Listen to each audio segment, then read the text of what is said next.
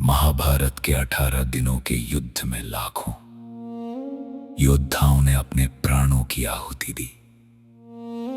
पर क्या आप जानते हैं कि एक ऐसा वीर भी था जिसका केवल एक बाण पूरे कुरुक्षेत्र को समाप्त कर सकता था। भीम का पौत्र, घटोत्कच का पुत्र बर्बरीक। बर्बरीक के पास कोई साधारण धनुष बाण नहीं था। उन्होंने भगवान शिव की तपस्या कर 3 अचूक बाण प्राप्त किए थे जिनकी शक्ति अकल्पनीय थी। पहला बाण ये उन सभी शत्रुओं को चिह्नित कर देता था जिन्हें नष्ट करना हो। दूसरा बाण ये उन सभी प्रियजनों को चिह्नित कर सुरक्षित कर देता था जिन्हें बचाना हो। तीसरा बाण ये अंतिम प्रहार था जो पलक झपकते ही उन सभी लक्ष्यों को भेद कर वापस बर्बरीक के पास लौट आता था।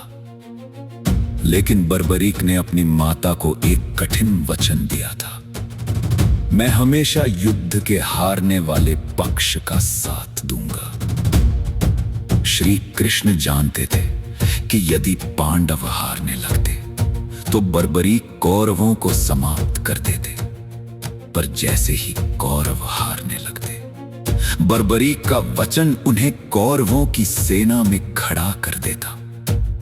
परिणाम दोनों सेनाओं का पूर्ण विनाश निश्चित था। जब बर्बरीक युद्ध की ओर बढ़े तो मार्ग में श्री कृष्ण ने एक ब्राह्मण का भेष धरकर उन्हें रोका और उनकी शक्ति का प्रमाण मांगा। बर्बरीक ने एक ही बाण से विशाल पीपल के वृक्ष के हर एक पत्ते को छेद दिया। कृष्ण ने चतुराई से एक पत्ता अपने पैर के नीचे दबा लिया था, पर वह चमत्कारी बाण कृष्ण के चरणों के पास आकर रुक गया। कृष्ण समझ गए कि धर्म की रक्षा के लिए इस योद्धा को युद्ध से दूर रखना ही एकमात्र विकल्प है। कृष्ण ने दान में बर्बरीक का शीश मांग लिया। एक सच्चे योद्धा की तरह बर्बरीक ने बिना किसी तर्क के अपना सिर काटकर कृष्ण के चरणों में रख दिया।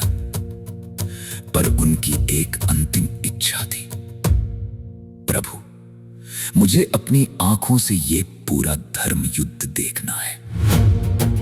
कृष्ण ने उनके शीश को अमृत से सींचकर पहाड़ी की चोटी पर स्थापित कर दिया, जहां से उन्होंने 18 दिनों तक युद्ध का एक एक दृश्य देखा।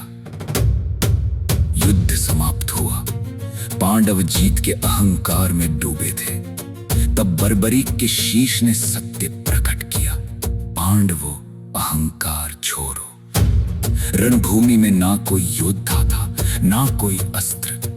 मैंने तो केवल श्री कृष्ण का सुदर्शन चक्र चलते देखा है, जो धर्म की स्थापना के लिए संहार कर रहा था। आज वही बर्बरीक राजस्थान की सीकर में खाटू श्याम जी के रूप में पूजे जाते हैं, जिन्हें दुनिया हारे का सहारा कहती है।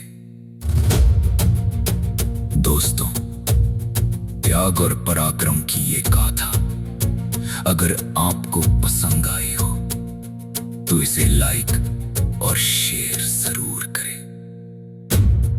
कमेंट्स में जय श्री श्याम लिखना ना भूलें। ऐसी ही और ऐतिहासिक कथाओं के लिए हमारे YouTube चैनल नमो भारती को अभी सब्सक्राइब करें।